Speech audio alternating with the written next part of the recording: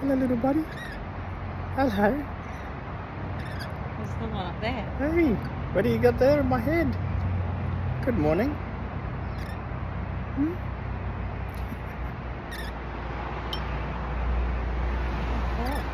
Welcome back to my YouTube channel. My name is Luke from Astro Awakening, and this is a video on the new moon in Leo that's happening on Wednesday of this week, a couple of days from now. It is now Monday, 14th of August, about 6:12 p.m. in the evening here in Tugun, Queensland, Australia.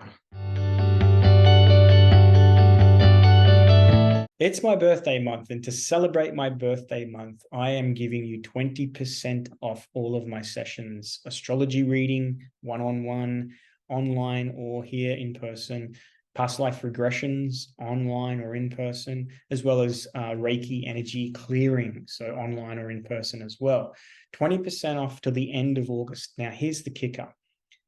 Everyone that books their session in August, you don't have to have it in August. You can have it later in the year as long as you've booked and paid up front. You do that through the website for your session. Everyone that books in August is going in the draw to win the ultimate Astro survival or power pack. And it's going to be a past life regression, a energy clearing separate session. So you're going to get 3 sessions all up, 3 separate sessions, a past life regression, an energetic clearing or Reiki clearing. And in November this year, I'm going to do a 2024 year ahead personal reading for you on your chart. So even if you book a reading now and you want to get a one-on-one reading, the 2024 or the year ahead astrology readings I do are very popular. I always list them out and run them between about November and February every year to give people a bit of a plan ahead type thing. So even if you wanted to book for November and have that reading, you can book in August and get 20% off. That's the type of bloody guy I am. So to do that, you're going to have to use the code. I'm going to flash it up on the screen now, and it is 10, the number 10K birthday, 10K birthday. Okay. And the reason for that is because I reached 10K or 10,000 followers on Instagram. So you're going to need that code. You're going to get to my website, you're going to book your session, 20% off, and you're going to go in the draw to win the ultimate Astro Power Pack. Got some interesting astrology happening at the moment. Some big things going on with this Leo energy, this fixed fire, the North Node in Cardinal Fire, Aries, and the worldwide news of the devastating fires happening in Hawaii and Maui. So I'm going to take a little quick look at the chart for the beginning of that and just sort of have a little bit of a look through that, see what's going on. But also, we've also got the Women's World Cup, Soccer World Cup happening, and it's been held in here in Australia and also New Zealand. And Australia are doing very well. I watched the women play the other night against France, and it went out to a penalty shootout, which was nail-biting but amazing to watch. So there's this dichotomy, and we have this devastation, fire and energy, and purification, transformation through fire, but also at the same time Venus retrograde in Leo, and we have women on the world stage. And I got to say that the quality of soccer, and I'm not a huge soccer fan, but I understand and I respect the game. The quality of soccer, the sportsmanship, is outstanding. Absolutely, it's exciting to watch. It's not dull or boring. And I was just saying to my partner the other day, like 10 years ago, people would have went, oh, the girls are playing soccer. But how times have changed. And now in Australia, second to the Kathy Freeman gold medal 400-meter run at the Olympics in Sydney, not even second to that. I think it had more viewers than that, was the game the other night. Matildas played France. So that shows the sort of polarity, the dichotomy that's going on in just 2 big things happening in this Leo month. And there's a lot happening, but we've got a lot of fixed energy in the sky. There's a lot of planets in the fixed axis. And this can tend to feel like things are stuck, or that there's a lot of energy, but it's not in motion. There's not like a lot of, it's almost like I can feel this sense of something's, brewing, but we're not yet into knowing exactly what that may be. We've got political pressure, economic pressures. We've got natural disasters, but we've also got on the other side of that, success and fame and sporting prowess. So there's an interesting energetic mix. Plus, we're going into a period very soon. What'll be now the 14th of August, I think on the 24th of August, 22nd, 21st, somewhere around there. We'll have a look anyway. We're going to have Mercury, Venus, Saturn, Uranus, Neptune, and Pluto all retrograde. And then there's going to be a crossover in September of Venus coming out of retrograde, Jupiter going into retrograde, Mercury still in retrograde. And I can tell you now that as a Virgo, with Mercury moving into his retrograde, I've already started to feel the effects of that. Virgo is ruled by Mercury, and Mercury is in my chart the rule of my sun and my midheaven. And I'm finding myself a little bit scatterbrained. I'm finding myself having a conversation, but also somewhere else in my mind. I'm finding myself going, and coming in and going, what did you just say? I literally had an accident at work with my brother just recently, helping him out on a job, and smashed myself in the face with a Jimmy bar, and had a blood nose and claret coming out my face. So yeah, there's an interesting sort of mix happening with the sky. And then we have this Venus energy that's retrograde, and Venus retrograde at the moment in her phase yesterday was a star point, an inferior conjunction with the sun. So Venus came between the sun and the Earth in her retrograde phase, and we had this beginning of a new Venus cycle. We call that a cazimi, where she's under the beams of the sun. And what's happening is the energy of Venus is being purified and also transformed from an expression from the evening star to the morning star. In a lot of ancient mythologies, Venus in the evening star was known as the god of love, and Venus as the morning star was known as the warrior god. She was more of a combative or fighting warrior type energy when she was rising in the morning. So it'll be interesting to see just how much of reality shifts as Venus comes out of this process. And in about a week or so from now, she'll become the morning star. We'll see her helical rising before the sun at dawn, rising up a nice bright star on the eastern side rather than looking into the western horizon as she's setting. So there'll be a shift of this Venus energy. But where we find ourselves at the moment is she's gone completely under the beams. She's being purified. It's been like detoxified, transformed, transmuted, changed.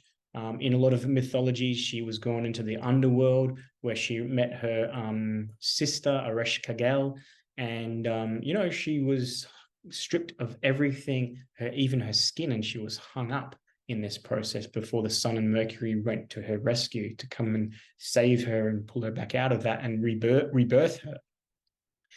So what can happen when it comes to Venus, right? Venus is pleasure, it's love, it's joy, it's likes, it's tastes, it's things we're attracted to, it's beauty, it's aesthetics, it's art, right? All of the lovely aspects of reality is what Venus represents. Everything that we have some attraction, some connection to that makes us feel like, oh, I like that, or this is nice. That's all Venus energy. So when she's gone through this process, we lose that. So it can seem a bit like, okay, that's all right. It's not wonderful and great. And it's almost like in a little bit of a holding pattern. When you add in a lot of planets in fixed signs, so Uranus and Jupiter, Venus and the sun in fixed signs, you then have this sort of feeling of like, it's almost like stuck and stale. And the outer planets at the moment, apart from Uranus, are really not unaspected. I'll talk a little bit about Pluto in relation to the nodal axis and a little bit about Saturn and Neptune, but really they're unaspected at the moment. So the main show is with all the personal planets and Jupiter, as well as Uranus, and we'll see Uranus energy is really tied into this new moon. So maybe with Uranus energy, we get the aha, the light bulb, we get new information coming to light, we get an epiphany, we get a revelation, we get a breakthrough, we get something happening, something unexpected, maybe a shift in our consciousness. So that could be interesting as the month goes ahead. And then we'll move into that peak period of retrograde, really from when Mercury enters retrograde around I think it's 24th. Don't quote me on it. We'll have a look shortly.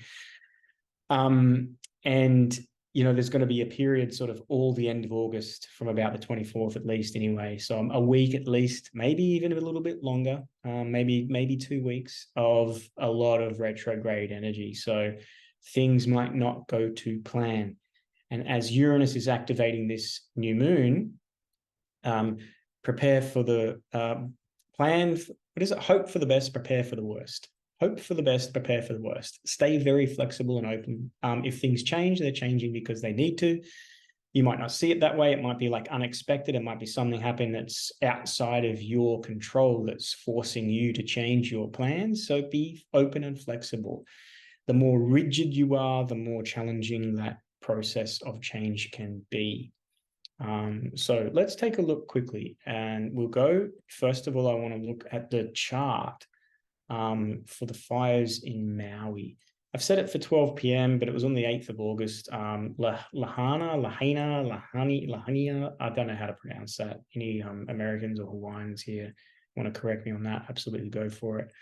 And that's the location of where the devastating fires were. Now, there has been a lot of, I wouldn't say conspiracy, because I think that term has been overused and it's got a negative connotation, but there's been a lot of alternate perspective, let's call it that, in relation to the cause of these fires. And, it seems that there is definitely some shady details in relation to the severity and what they've burned and where they're burned and what they haven't burned, and how quick it happened and all sorts of things. So I'm not going to really add any fuel to the fire, pardon the pun, in relation to that. But it's interesting to know that, like, what I would say, unless you are there yourself and have direct personal experience, it's like, how do you know what to believe? And I'm not saying I believe what the narrative is in relation to this. It suits a particular agenda. It's more of this hyping up of the climate, narrative. But outside of that, directed energy weapons, HARP, all that sort of stuff, I'm open to anything. But I'd like to have really solid data, solid evidence, solid facts to back that up. Otherwise, it's just like, you know what? It's very possible. If you think about it like this, right? September 11, if you've looked at all and down this conspiracy rabbit hole, you've come across countless information in stuff around September 11. And even just viewing only maybe 5% of that stuff, if you haven't then questioned that particular story and realized that it was not how it was portrayed, then maybe you probably shouldn't be watching my YouTube channels. But let's just say that we don't really know what happened on 9/11, but it wasn't two planes that brought those towers down, or Building 7, if you know what I mean. So let's say that technology existed back then. That was a long fucking time ago. That's 22 years ago, right? September 11 was 22 years ago. I'll draw a distinction here with the Hawaii fires to the fires that we had at the end of 2019, 2020 in Australia, and up the east coast of Australia, which had the similar sort of hallmark to this Maui fire as well. And then you've had the recent Canada, North America fires as well. So yeah, I don't know. There's a lot of interesting stuff. What drew my attention to this was a few things. So the nodal axis had not long shifted into Aries North Node, Libra South Node. This is the war and peace axis, but it's also transformation or evolution, which is the North Node, through cardinal fire. Pluto, the planet of transformation through crisis, the Phoenix, which everything is burnt down so that something new can come through, was squaring the nodal axis. So Mars is an interesting planet. Over the next 18 months, really track Mars's movement through the sky, because Mars rules the North Node. So that's an interesting planet to watch. So Venus on this particular day was squaring Uranus, moving into a tight square with Uranus. And Uranus is in Taurus. Taurus is about like real estate. it's fixed earth. So it's physical resources. So, a lot of the stuff I've seen in relation to the Maui stuff is like there was, native claim on a lot of the land and titles and home ownership there and businesses and stuff, which they didn't want to budge in regards to big government or celebrities with their acquisition. So, there's this sort of like upheaval that happens through Taurus energy, physical resources, squaring Venus retrograde in fixed fire, right? Coming combust the sun around that period of time as well. So she literally goes combust the sun, which means she disappears. She's now engulfed in the sun's heat. And at the 23rd degree of Leo, that's the decan of Leo ruled by, or the decan, you want to call it that, ruled by Mars, right? Because this is the Aries decan. The last decan, which is the last 10 degrees of Leo, is ruled by air. It's an Aries co-ruled part of the sign. So that's Mars, right? So it's like, Mars is ruling the North Node. So it's like this fire energy that come into this square with Uranus. You have Jupiter, Moon conjunct Uranus, all in Taurus, fixed earth, physical resources, land, right? So you have this battle, which is what this square represents, or this obstacle or this challenge is another way to look at it. The interesting thing, and I've looked at quite a lot of charts for natural disasters, whether they're natural or man-made, but so tsunamis, earthquakes, volcanoes, floods, fires, all sorts of things where they've been very impactful, at least reach worldwide, broadcast, and we've sort of all known about them. And I often find Chiron somehow involved in the story, which is interesting because Chiron is about, the hurt and the healing and the wounding that happens as a result. So, Mars moving into an inconjunct with Chiron at the same time, and Chiron retrograde in cardinal fire. It's like, okay, very interesting astrology for that particular period in time. So the other thing that's, hasn't been mentioned, but if we look at this on a really big symbolic picture, I've always looked at, and I know most people do too, they always look at Hawaii, in particular Maui, as like the island of celebrities. It's where the rich and the famous go to live out their retirement or to buy their properties. We know countless celebrities, like worldwide, huge, very wealthy celebrities that own or live on Maui. There's movies that depict this idea as well. So, if we go back to the beginning of the Venus cycle, moving into a shadow phase and then going retrograde, and we had the actors and the writers in Hollywood, the celebrities, really acting out because they weren't getting a fair end of the deal, and AI was coming to take over. That was that Pluto in Aquarius little period of time. AI was coming to take their jobs. And like now we have like this, this area of Hawaii that is known for the rich and the famous, and it's like on fire. So again, it's just symbolism. So it's just a way to look at things from a very symbolic perspective, and it's an interesting point of view. So obviously more on this story is going to come in time and unfold. And as we get this Mercury retrograde happening shortly, it's going to be in trine to Jupiter, Uranus in Taurus as well. So we could expect the unexpected and things coming to light in relation to details, right? What are the details? What's going on here? What haven't we been privy to? So let's come back now to where we are. Let's go. It's set, reset. Beautiful. Here we go. So the new moon coming up in a couple of days' time. So it's happening on Wednesday, and it is happening at, I believe, I wrote that down, 7:38 p.m. Australian time. So there we have the sun and the moon at 23 degrees, which is the degree that Venus was at during this breakout of this fire. And we'll look at the Sabian symbol for that shortly, as well as the tarot card for the third decan or decan of Leo, because it helps to help sort of understand the little picture as well. But the new moon coming up, this is an interesting new moon. It's in the royal sign, right, which is the regal sign of Leo, and fixed fire. it's really about the self-image that we project out into the world. It's like who we are trying to be seen, to receive attention, the way we express ourselves in all aspects of our creative self-expression. And how do we do that?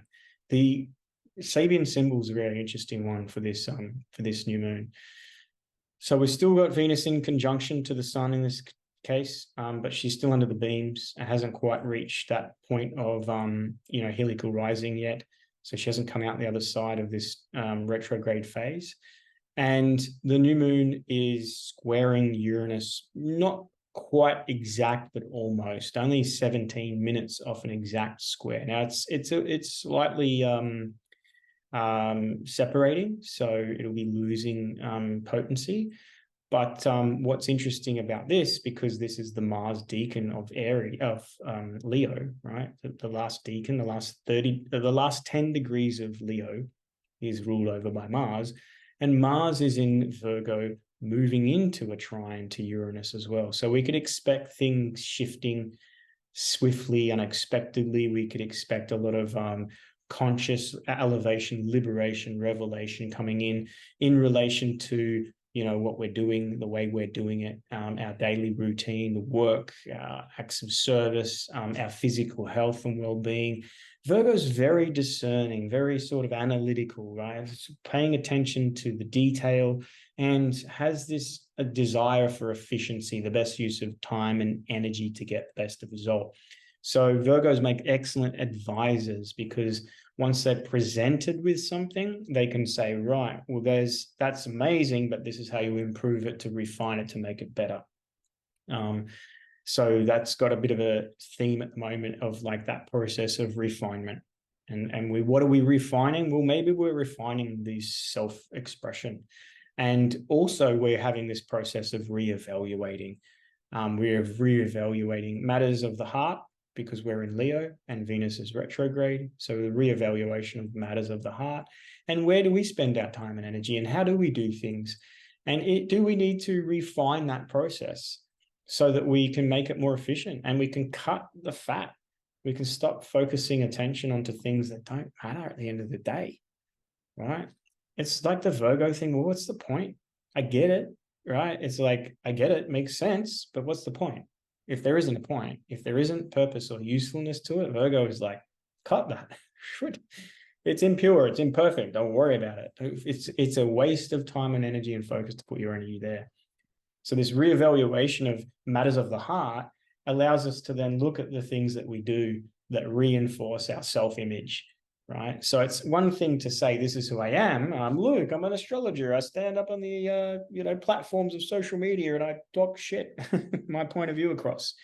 But the way in which that I do that, well, this process for me is reevaluating the way I do that and coming back to the heart, and then, refining my process.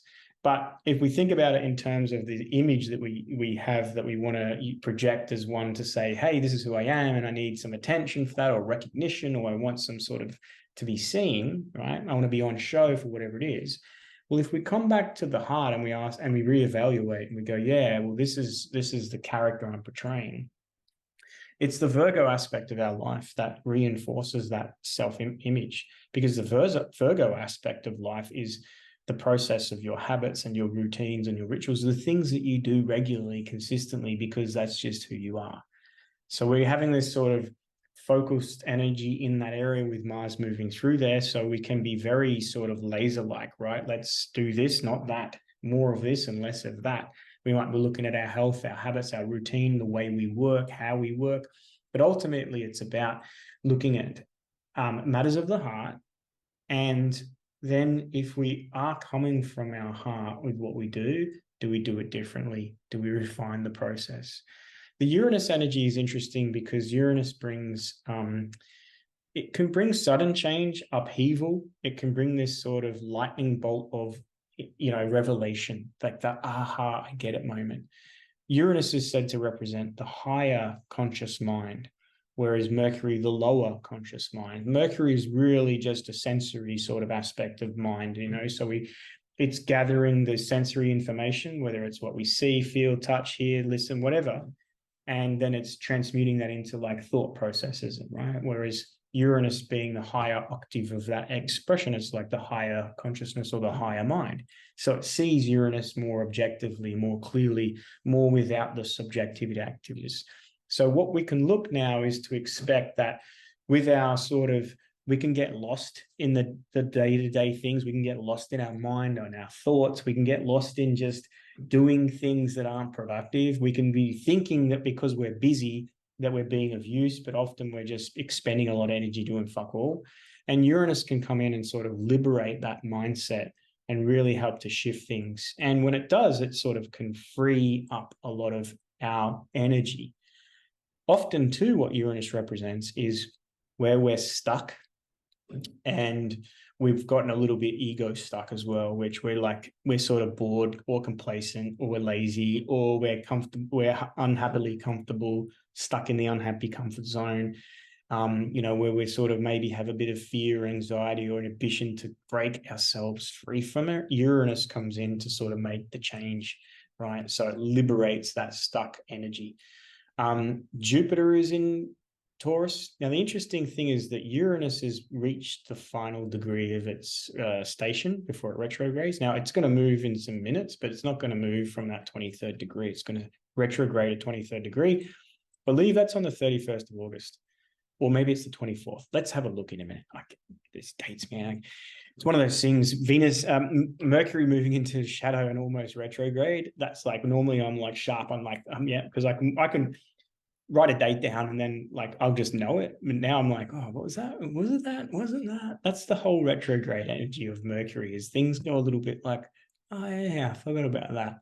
Oh, what was I doing? And you go a little bit crazy, right? So the interesting thing is that Mercury is moving into a station, Uranus is moving into his station, Jupiter is just about at his station degree.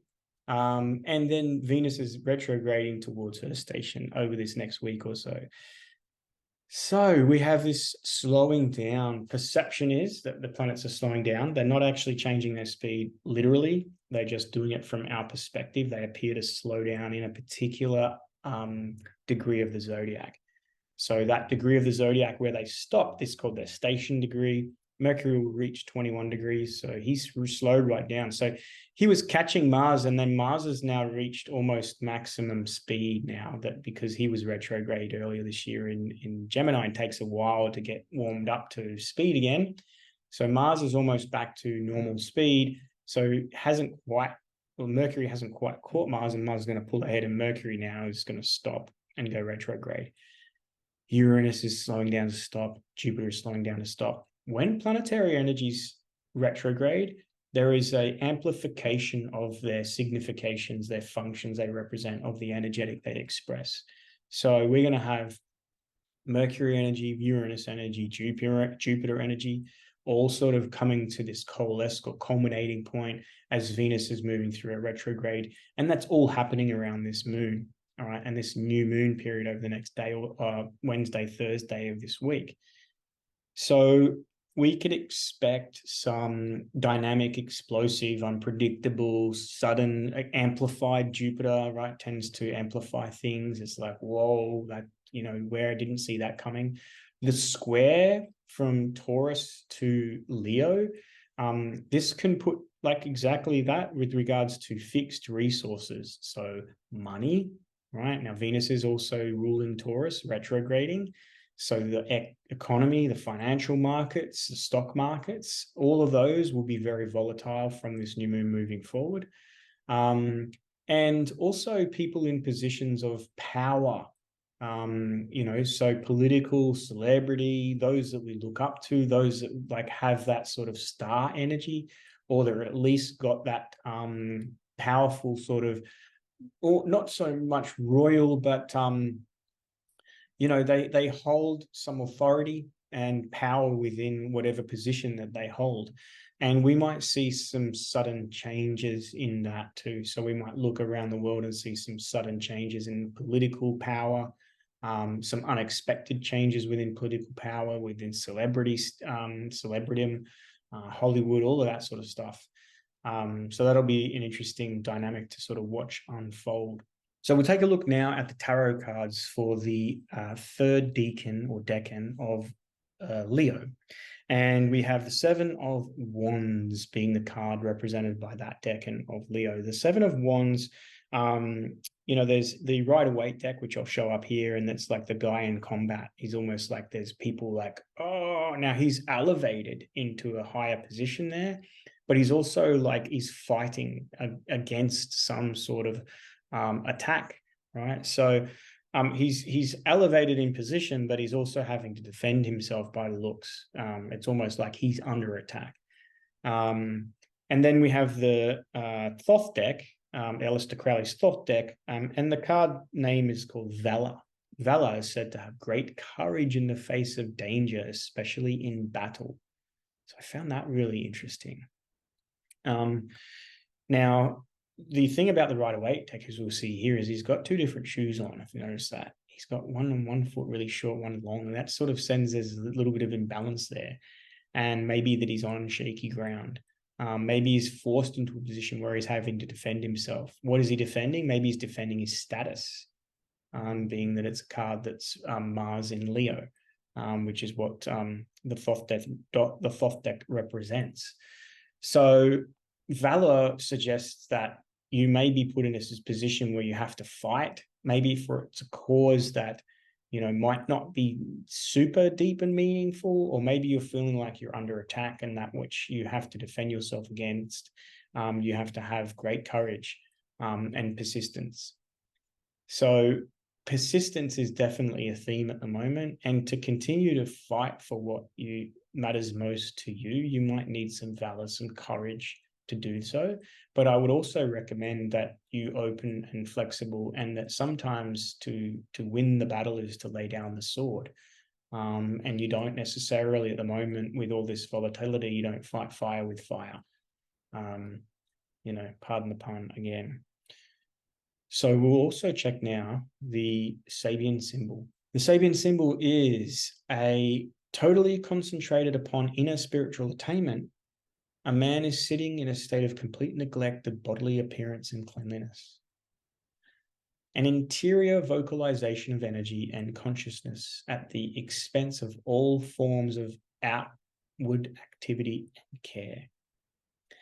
The traditional image of the Hindu holy man in the typical Western mind may well hide the fact that without proper training and intense concentration, what we usually consider spiritual attainment, self-realization, and the God experience is not possible.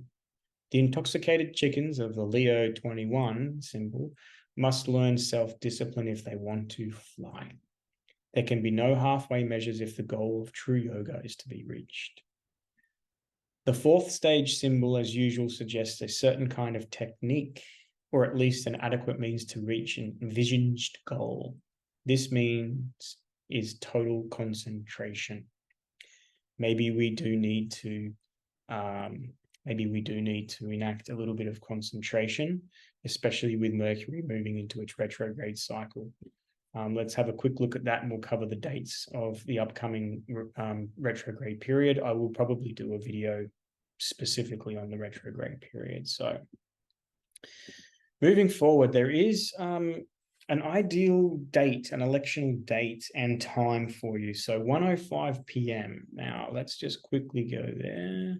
On the 18th, which is a Friday, the day of Venus.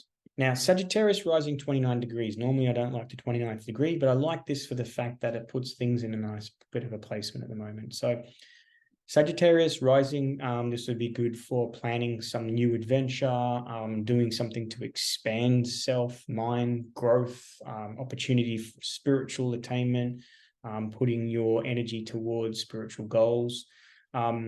And that brings Jupiter as the ruler, Jupiter in the 5th house, now stationing, so very powerful, amplified Jupiter energy in trine to the moon in the midheaven.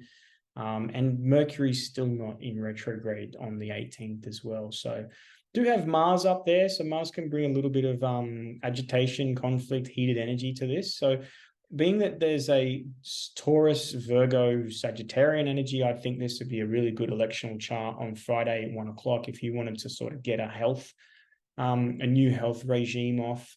If there was some organizing you wanted to do, if there was something that you wanted to put your energy towards to get sort of things really sorted out, in a big way. You know, if you've got a creative project that you want to sort of just initiate at least, with Jupiter being in the 5th house, this would be a good time to do that.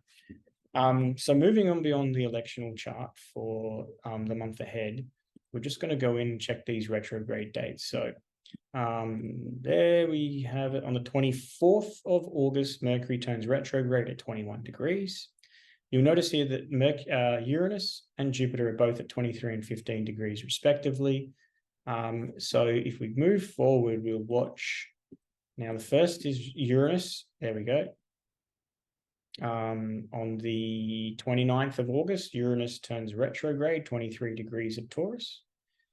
So we have Mercury and Uranus retrograde, along with Saturn, Neptune, Pluto, Chiron. And this is just before the second full moon that's happening. And the second full moon's happening on the 31st of August in Pisces, known as the harvest moon. Again, we'll be doing some more videos on that in time. And then when we move forward, just watch Venus now. So on the 31st of August, she's already at the 12th degree. In fact, she reached the 12th degree on pretty much when Uranus went retrograde. So she's stationed pretty much, really almost stopped, not quite. She's only going to move half a degree or so. So we go through to the 4th of September, and there she is turned direct on the 4th of September at 12 degrees. And if we watch Jupiter, within 12 hours of Venus turning direct, Jupiter will turn retrograde. There he is, 5th of September. So huge energies at that time. And Mercury will be trining Jupiter. Venus will be squaring Jupiter. The moon will be conjunct Jupiter on the 4th, 5th of September. So, and powerful trining energy with a bit of a square there to Venus as well. So big energy. Now, before we get to that, let's go one more little thing I want to check before the end of the video. And that was Mars. So Mars has got some interesting aspects ahead. And remember I said to watch Mars because Mars is ruling this north node. So it's really going to help us tell us this karmic story of change and evolution as we move ahead. So Mars moves into 26 degrees and will start to oppose Neptune on the 21st of August when Mercury is moving into his retrograde stage, right? So 22nd of August, actually 23rd of August, there we go, bang, on the day, even more. That's going to be an interesting day. That's the day before my birthday, by the way. I'll be 45 on the 25th this year, so that's pretty exciting. And I've got my kids coming to stay with me for a week, which is been magical. But that's an interesting day, the 24th, Thursday, the 24th of August. We're gonna have Mars in opposition to Neptune. So this can be a little sense of confusion and a little bit of like uncertainty. And it could be with Mercury turned retrograde, Mars in opposition to Neptune. Exercise discernment. If you aren't clear, be careful. If you're operating machinery, driving cars, flying planes, taking flights, traveling in general, doing anything mercurial, messaging, communication, transportation, navigation, contractual issues, anything like that, around on that 24th of August, exercise caution. If it can be, delay it, right? Put it off to a time when you've got a bit of clarity. The moon on that day is at the first quarter square, right? The waxing square, exactly squaring the sun as well. So there's a lot of tension on that day from the lunar energy. So the emotions, and moon in Sagittarius, it can be very empowered emotions, right? We've got that Jupiter is stationing retrograde, squaring Venus. We're in for a bit of a funky period around my birthday this year, 24th, 25th of August. So, if it's not necessary, don't expend your time. Don't fan the flames if you don't need to. Make sure you're planning extra time on any trips. If it's contractual issues, make sure you're saying pause. I'm not in the right headspace. I need to give this proper time and consideration. If it's messaging and you're in a situation where things are taken out of context very easily, or you miscommunicate, absolutely. And because Mars is involved as well, miscommunication might lead to indirect action. or inflamed activity, or, you know, doing things and then creating conflict and blowing things up unnecessarily, and a lot of like volatility around this period of time. So Mars is also going to be then moving into a trine to Pluto, because as he moves into Libra, he's going to pass those final degrees of Virgo and bring him into trine to Pluto. So we have this sort of the god of war and the god of the underworld in alignment. So we could get some really powerful stuff coming up from the unconscious. You know, again, powerful when we're using it and conscious of it and we're directing it, but also quite volatile when it's directing us and we're being impulsive, rash, or indirect. So be mindful of that. It's an interesting period that we're in. This fixed energy is going to liberate very soon with a lot of these planets retrograde, and then the sun will move into Virgo. And as it does, it'll pass over Regulus, which is the royal star. So it will sort of really, really shift things. We move into that. Virgo, we're into mutability, and we're going to have this Venus, a new Venus cycle coming through. We've still got the nodal axis in this war and peace axis, you know. So we're definitely moving into a pretty volatile period, and, you know, potential change and conflict and upheaval. So be mindful. The thing is never to be apprehensive or anxious about this type of energy. It's to actually utilize it. When you think alchemically, we have to agitate things for the change process to happen. People have to be put in a state of discomfort. Sometimes they have to fuck up and make mistakes for change to occur. So, and realizations, opportunity for realizations at a deep level over this next sort of probably month at least. So that's my new moon video. I love you guys. Thank you for your support. My last video on Venus retrograde has over 1,000 views, which is a record for me on this little channel of less than 1,000 subscribers. So thank you to those subscribers that are new, and those that have shared it, and those that have liked and comment, because every time you do, it goes up and it gets exposed to more people. So if you've liked this video, make sure you do so. And on that note, peace out. Have a good month. Reach out if you need support or guidance. See you guys.